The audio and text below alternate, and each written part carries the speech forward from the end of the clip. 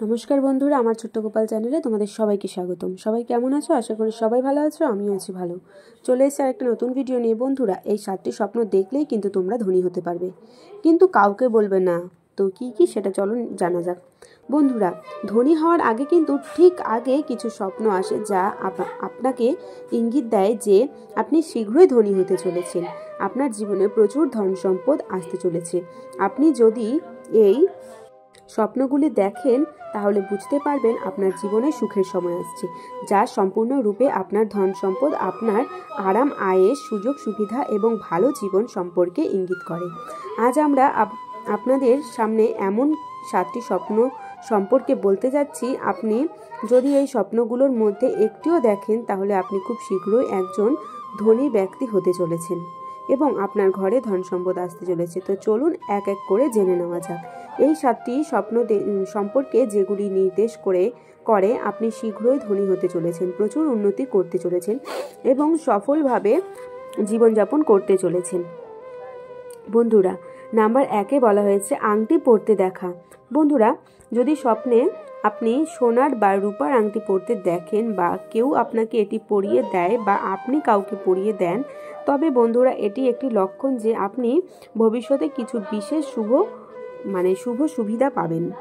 সেই শুভ সুবিধাগুলিও হতে পারে আপনার জন্য সম্পূর্ণ সুযোগ এবং যার সাহায্যে আপনি খুব দ্রুত অগ্রগতি অর্জন করতে চলেছেন। নাম্বার 2-এ বলা হয়েছে জ্বলন্ত প্রদীপ দেখা। বন্ধুরা, আপনি যদি আপনার স্বপ্নে জ্বলন্ত প্রদীপ দেখেন তবে এটি খুবই শুভ ফল প্রদান করে।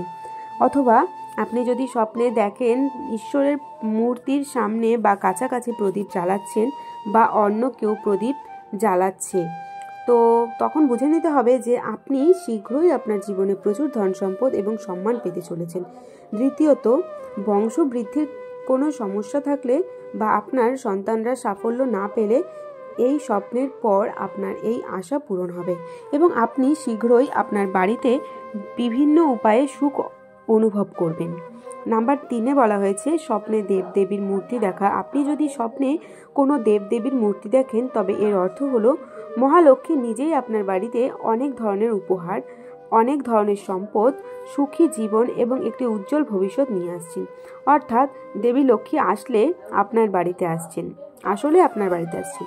এটি আপনার ব্যবসার সাথে সম্পর্কিত হোক বা অন্য কোনো উপায়ে আপনি দেবী লক্ষ্মীর আশীর্বাদ পেতে চলেছেন। 4-এ বলা হয়েছে স্বপ্নে সাপ দেখা। বন্ধুরা, আপনি যদি স্বপ্নে সাপকে গর্তে ঢুকতে বা বেরোতে দেখেন তবে এটি আপনার অগ্রগতি এবং সাফল্যের লক্ষণ।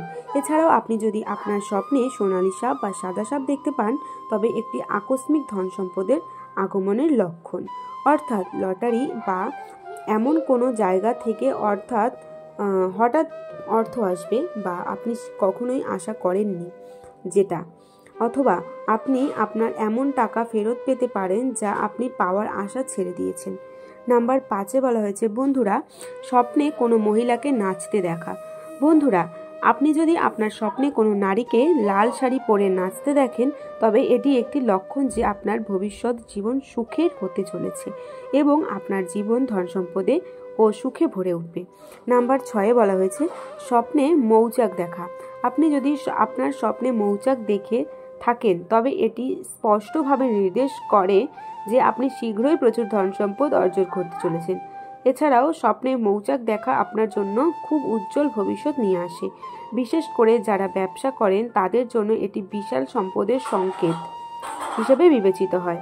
অর্থাৎ ব্যবসার মাধ্যমে বিপুল সম্পদ অর্জন করতে চলেছেন এবং আপনি একজন ধনী ব্যক্তি হওয়ার জন্য যথেষ্ট ভাগ্যবান হতে চলেছেন। নাম্বার 7-এ বলা হয়েছে স্বপ্নে উঁচুতে উঠতে দেখা।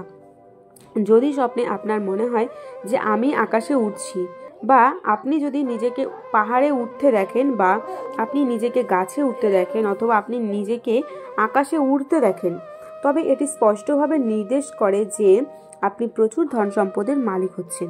এছাড়াও এটি স্পষ্টভাবে নির্দেশ করে যে অগ্রগতি আপনার ঘরে, আপনার দরজায় এবং আপনার জীবনে আসতে চলেছে। তো বন্ধুরা, এই 7টি স্বপ্ন যদি ধনী হওয়ার আগে প্রাপ্ত হয় আপনার যদি দেখেন, তাহলে আপনি যদি এই স্বপ্নগুলোর মধ্যে কোনো একটি স্বপ্ন দেখে থাকেন তবে অবশ্যই বুঝতে হবে আপনি শীঘ্রই ধনী এবং সাফল্য পেতে চলেছেন। আপনি কি এমন কোনো স্বপ্ন দেখেছেন? কমেন্টে আমাদের লিখে কিন্তু জানাতে একদম ভুলবেন না। আমাদের ভিডিওটি যদি আপনাদের ভালো লাগে তাহলে অনুগ্রহ করে আমাদের চ্যানেলটি সাবস্ক্রাইব করুন এবং ভিডিওতে লাইক করে বন্ধুদের সাথে শেয়ার করে দিন এই ভিডিওটি যাতে আরও একটি মূল্যবান তথ্য জানতে পারে। ভিডিওটি দেখার জন্য অসংখ্য ধন্যবাদ এবং আজকের ভিডিওটা এই পর্যন্তই। সবাই ভালো থাকবেন, সুস্থ থাকবেন। আরও একবার বলে দিচ্ছি, আমার চ্যানেলের নাম হচ্ছে আমার ছোট্ট গোপাল। তো সবাই চ্যানেলটা তাড়াতাড়ি করে একটু গিয়ে সাবস্ক্রাইব করে দাও। তো আজকের ভিডিওটা এই পর্যন্তই। ভালো লাগলে লাইক কমেন্ট শেয়ার, চ্যানেলটা সাবস্ক্রাইব তো করেই দেবে, বলেই দিলাম।